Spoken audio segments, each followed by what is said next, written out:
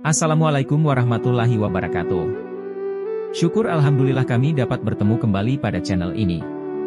Sungguh tiada kata yang pantas diucapkan, tiada puji yang pantas disanjungkan, tiada kalimat yang pantas diuraikan, dan tiada bahasa yang indah untuk dilafadzkan, selain ucapan dan pujian alhamdulillahirobbil alamin.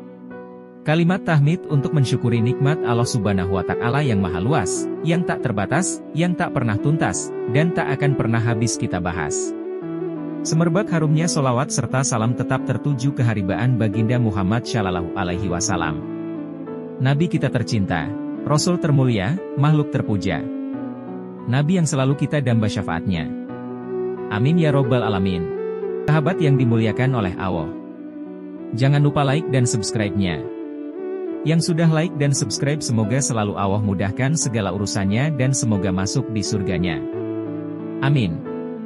Sahabat yang dimuliakan oleh Allah, inilah 16 adab istri terhadap suami. Istri dan suami adalah dua insan yang saling mengikatkan diri melalui perkawinan.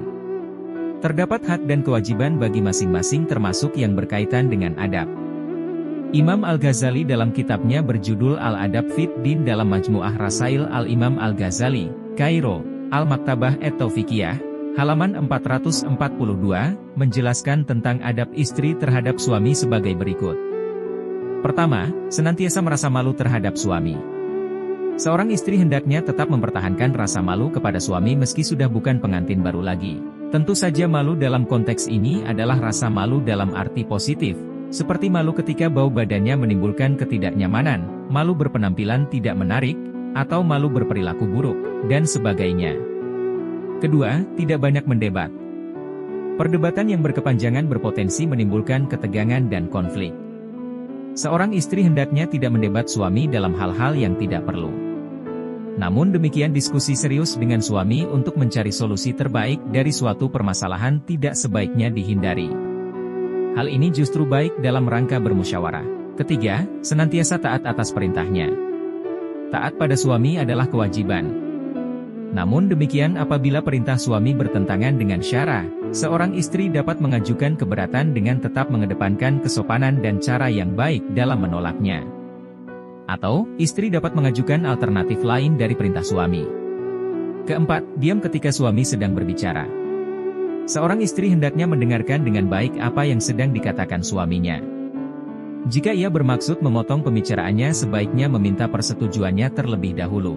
Jika ternyata suami tidak memberi izin, sebaiknya istri diam dan tidak memprotes secara keras demi mencegah timbulnya ketegangan.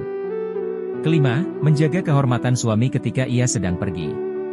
Seorang istri hendaknya tetap berperilaku baik meski suami sedang tak ada di rumah.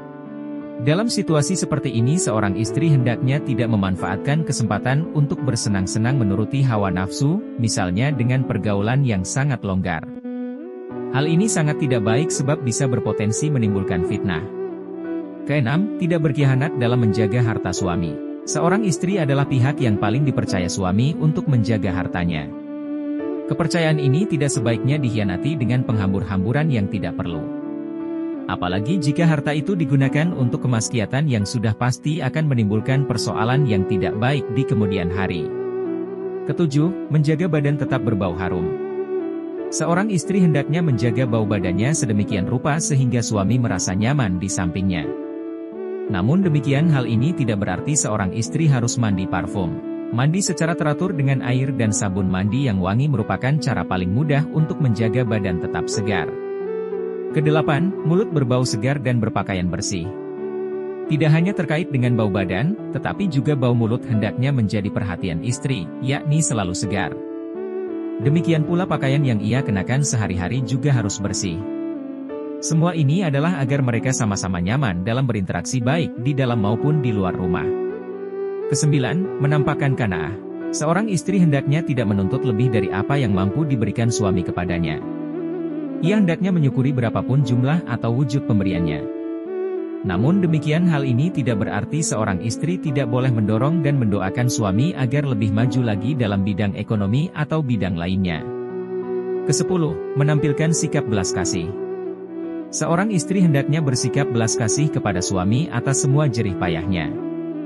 Jangan sampai ia bersikap kasar atau bahkan menindas suami yang kondisinya sedang lemah, seperti sakit. Apalagi dengan sengaja menyakiti perasaannya dengan hinaan yang merendahkan dirinya. Bagaimanapun ia harus mengasihi suaminya dengan sepenuh hati. Ke-11, selalu berhias. Seorang istri hendaknya selalu tampil menarik di depan suami. Banyak manfaat dari hal ini, misalnya suami menjadi lebih betah di rumah dan tidak terdorong untuk mencari-cari alasan keluar rumah. Ke-12, memuliakan kerabat dan keluarga suami.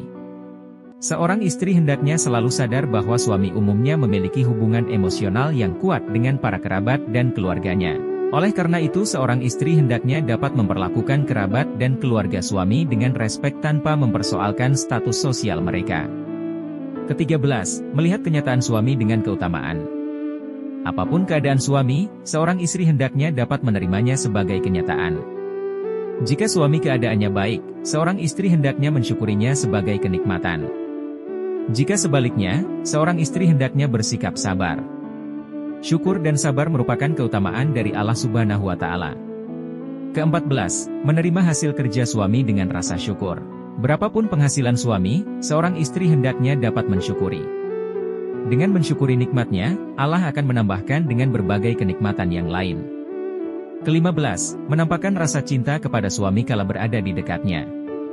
Seorang istri hendaknya senantiasa menunjukkan rasa cintanya kepada suami terlebih saat berada di dekatnya. Hal ini karena salah satu tujuan dari pembentukan rumah tangga adalah untuk membentuk keluarga yang saling mencintai. Ke-16, menampakkan rasa gembira dikala melihat suami. Kapan saja dan di mana saja seorang istri bertemu dengan suaminya, hendaknya ia selalu menunjukkan rasa gembiranya. Hal ini amat penting karena umumnya suami merasa gembira ketika melihat istrinya bergembira.